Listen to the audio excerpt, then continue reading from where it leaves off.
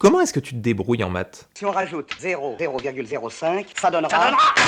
Alors c'est plutôt simple de répondre à cette question parce qu'on a étudié pendant des années les maths et on a eu plein d'occasions d'évaluer notre niveau. Mais est-ce que tu peux dire comment tu te débrouilles en relation de couple? C'est beaucoup plus compliqué à déterminer. Les seules évaluations qu'on a dans cette discipline, c'est celles de nos partenaires ou de nos ex. Un panel pas vraiment représentatif, pas forcément plus expert que toi et sans doute un tout petit peu biaisé. Une des plus grandes idées reçues sur l'amour et qui fait beaucoup de dégâts, c'est que la vie à deux, c'est quelque chose d'inné, d'intuitif, qui s'apprend pas. On devrait tous naturellement savoir créer une relation épanouie et il suffirait de trouver quelqu'un qui nous convient et hop, plus qu'à sauter à pieds joints dans le bonheur le plus absolu. Saute les pieds joints. Cette idée reçue, elle a deux conséquences possibles. La première, c'est l'immobilisme. On se contente d'une relation qui est vécue à moitié, d'un jardin où l'herbe est un peu jaune et pas forcément très bien entretenue. Et le deuxième, c'est le recours à la solution radicale, changer de partenaire. On se dit que l'herbe, elle sera forcément plus verte ailleurs. Mais l'herbe, elle est verte là où on l'arrose.